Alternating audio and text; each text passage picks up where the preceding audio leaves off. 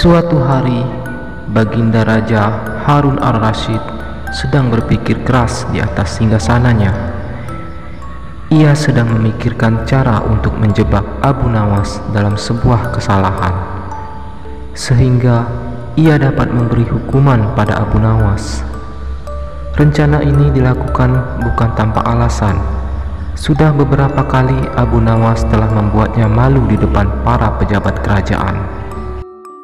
Berlatar belakang dendam inilah akhirnya Raja hendak membuat jebakan terhadap Abu Nawas dan berharap Abu Nawas gagal menghadapi jebakan tersebut. Ketika cara sudah ditemukan, segala sesuatu pun mulai dipersiapkan. Abu Nawas lalu diundang dalam sebuah jamuan makan bersama para petinggi negeri. Ketika semua tamu undangan sudah hadir, termasuk sang target si Abu Nawas, Baginda pun mulai bertanya, "Wahai Abu Nawas, di depan mejaku itu ada sepanggang daging ayam yang lezat dan enak dilahap. Tolong segera ambilkan." "Perintah Baginda." Abu Nawas keheranan dengan perintah Baginda, karena tidak biasanya ia disuruh mengambilkan makanan raja. Mungkin ini jebakan, sepertinya aku harus waspada, pikir Abu Nawas. Ia pun menuruti perintah Baginda Raja. Setelah mengambil ayam panggang tersebut, Abu Nawas kemudian bermaksud memberikannya langsung kepada Baginda sesuai perintah. Namun Baginda belum langsung menerimanya. Akan tetapi ia kembali berkata, "Abu Nawas, di tangan kamu ada sepotong ayam panggang lezat. Silakan dinikmati." Segera Abu Nawas melaksanakan perintah Baginda. Akan tetapi begitu ia hendak menyantap ayam panggang tersebut, Baginda menyela, "Tapi ingat Abu Nawas, dengarkan dulu petunjuknya. Jika kamu memotong paha ayam itu, maka aku akan memotong pahamu. Dan jika kamu memotong dada ayam itu, maka aku juga akan memotong dadamu. Tidak hanya itu saja, jika kamu memotong dan memakan kepala ayam itu, maka aku akan memotong kepalamu. Akan tetapi, kalau kamu hanya mendiamkan saja ayam panggang itu, akibatnya kamu akan aku gantung." Ternyata dugaan Abu Nawas benar. Baginda ingin menjebaknya. Abu Nawas merasa bingung dengan petunjuk yang dititahkan Baginda itu. Dalam kebingungannya, ia semakin tersiksa karena ayam panggang lezat yang harusnya bisa memuaskan rasa laparnya sejak sampai di istana, tapi malah menjadi petaka baginya. Abu Nawas pun mulai memutar otak cerdasnya untuk menemukan ide. Meski sedang di bawah tekanan, suasana di ruang makan itu menjadi tegang. Para pejabat saling memandang dan ada yang berbisik kecil.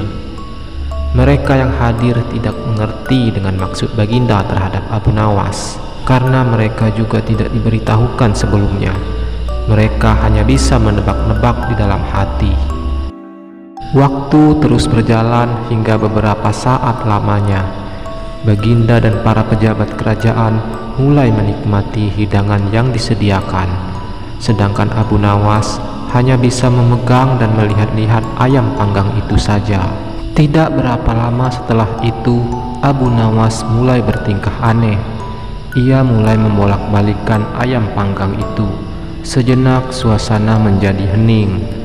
Kemudian Abu Nawas mulai mendekatkan ayam panggang itu tepat di indera penciumannya. Baginda dan para pejabat yang hadir mulai bingung dan tidak mengerti apa yang dilakukan Abu Nawas.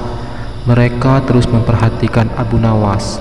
Kemudian terlihat Abu Nawas mendekatkan indera penciumannya tepat di bagian pantat daging ayam panggang yang kelihatan sangat lezat itu.